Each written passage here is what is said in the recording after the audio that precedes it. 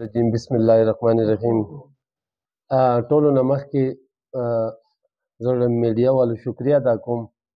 هغې نه بعد زما مشران دا څه ناست دي، زما حق نه جوړېږي چې زه دا خبره وکړم، خو به هر حال چې څه شوي دي هغه ستاسو مخامخ دی. ټول اوږی والو ته پته ده، ټولو دنیا ته پته ولګېده یو غریب سره ظلم شروع دی. نو هغې ظلم لپاره انشاءالله موږ دې بچي سره ولاړو او دې ډاکټر کړی ده ډېر ظلم.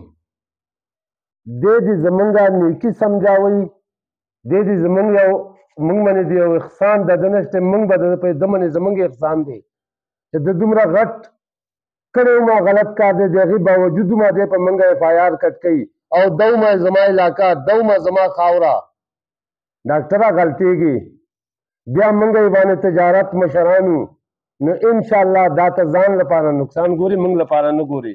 موږ یو عزتدار خلک وو، تاله موږ دې ټایم ډېر غټ عزت راکوو چې ولې چې یاره ته یو ډاکټر یو پروفیشنل سړی، نو انشاءالله موږ داسې عزتدار خلک وو.